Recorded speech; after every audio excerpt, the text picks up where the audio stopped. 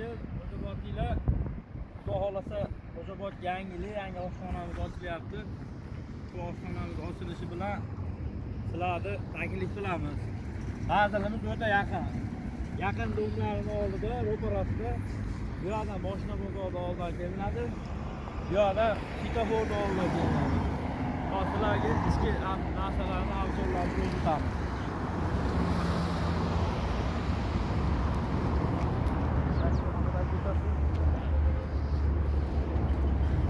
Gapirib ketaverasiz. Hadi sarsiylar bo'ladi, parkovkalar ham xotirjam. Boshqalar benzinolar, uloqlar. Shu sarsiy qilyapti hozir, mana sarsiylarni ko'rsatamiz.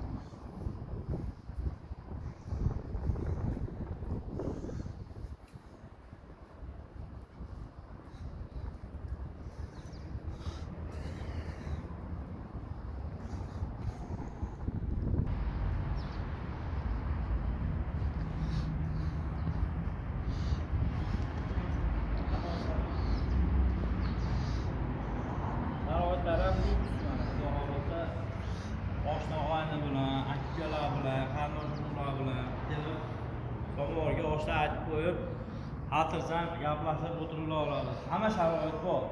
Yangilik yetsa odam kam, xudo xolasa bir kech ochildik. Hamma sharoitlar bor. Aka, bu yerga 2 kishi kelib o'tirsa ham bo'linaveradi. Bir kishi kelib o'tirsa ham, to'y ichib ketsa ham bo'laveradi. Xohlasa 10-15 ta oshnaoynilar kelib, so'morni hovlarni xizmatda oshlarni beramiz, nimalarni beramiz. Bozorliklarni olib kelaverasizlar, sharoitlar zo'r. 10 kishilik, 20 kishilik, 15 kishilik onalarimiz bor. Ayollar o'tirishsa ham bo'laveradi, tug'ilgan kun. Eng muhimi baliq. Baliq to'g'rimiz bo'lajaydan kelgan, juda shirin baliq qilyapti. Lapqa, sazan, oq baliq, paston, hamma baliqlardan bor. Sharoit o'ta mana ko'ra olasizlar. Yangi, просто yangi yurgizishimiz kerak, shu internetda izlayapti. Kelib ko'rib, yeb ichib baho berib ketasizlar.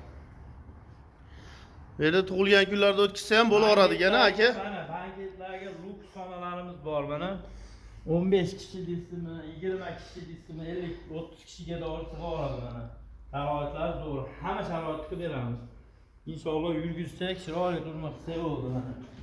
10 kishilik xonamiz, nari 20 kishilik xonamiz deydi. Muhimi ayollarga, erkaklarga zo'r sharoit.